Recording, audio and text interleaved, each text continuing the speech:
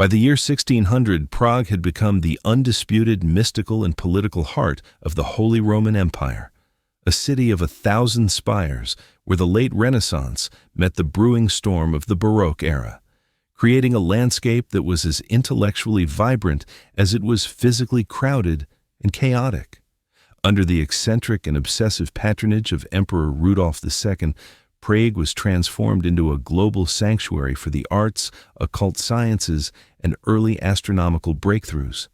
making it a place where the lines between the physical and the metaphysical were constantly blurred in the minds of its inhabitants, drawing in travelers, spies, and geniuses from every corner of the European continent. In this extensive AI reconstruction, we use advanced neural networks to synthesize thousands of historical sketches, copperplate engravings, and 17th-century cartography,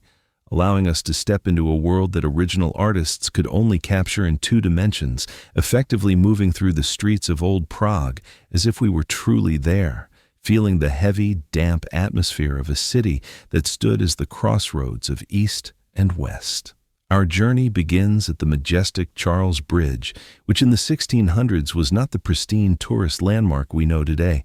but a vital, soot-stained military and commercial artery where the smell of the damp Vltava River mixed with the stench of horse manure, the aroma of roasted meats from nearby riverside stalls, and the sharp scent of river silt. Imagine standing on these cobblestones as the morning fog lifts, hearing the rhythmic clatter of heavy wooden wagon wheels, the shouting of merchants in a dozen different languages, and the splashes of laundry women working on wooden rafts below, all while the bridge's statues, then still sharp and new, loomed over the crowd like silent guardians of the imperial passage. Moving deeper into the old town, we find ourselves in a labyrinth of narrow, sunless alleys where the architecture was a vertical puzzle of Gothic foundations and Renaissance facades, and where the density of the city meant that the upper stories of houses often leaned across the street toward one another, nearly blocking out the sky. In these streets, daily life was a raw and sensory experience. The ground was often a treacherous mix of mud and waste, yet above the grime, the windows of the wealthy were draped in expensive Flemish tapestries, and the air was filled with the sounds of blacksmiths hammering iron, church bells tollers signaling the hours of prayer, and the cries of water carriers delivering their essential cargo to the city's dense tenements. We see the common folk dressed in rough wool and linen, carrying heavy baskets of bread or barrels of beer, their faces etched with the fatigue of a pre-industrial life, where survival depended on the whims of the harvest and the stability of the crown. As we emerge into the vast old town square, the scale of Prague's ambition becomes clear, dominated by the tin church's dark, twin towers and the legendary astronomical clock, which in 1600 was the most complex mechanical marvel in existence, a device that didn't just tell time, but tracked the positions of the sun, moon, and zodiac, serving as a constant reminder to the citizens that their lives were governed by celestial forces beyond their control. This square was the city's primary stage for both celebration and tragedy, a place where a festive market selling bohemian crystalline spices could, in a matter of hours, turn into a site of intense political protest or religious fervor, where the golden robes of Catholic bishops contrasted sharply with the somber black cloaks of the Protestant scholars who debated in the nearby university halls. Climbing toward the Rachiny district, we reach the Prague Castle, the largest ancient castle complex in the world, which served as a fortress of solitude for Emperor Rudolf II and his court of Wunderkammer collectors, where the corridors were filled with exotic animals like lions and eagles, ancient clockwork automatons, and the most extensive library of forbidden knowledge in Europe. Within the castle's shadow lies the Golden Lane,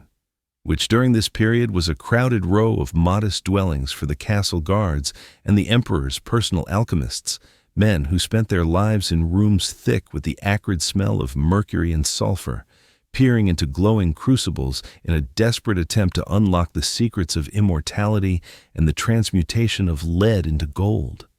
This was the true Silicon Valley of the 17th century, a high-stakes laboratory where the foundations of modern chemistry were accidentally discovered amidst the pursuit of magic, and where astronomers like Tycho Brahe and Johannes Kepler lived as neighbors, debating the very laws that move the planets while the city below slept in the quiet of a pre-industrial night, illuminated only by the faint glow of oil lamps and the fires of the night watchmen.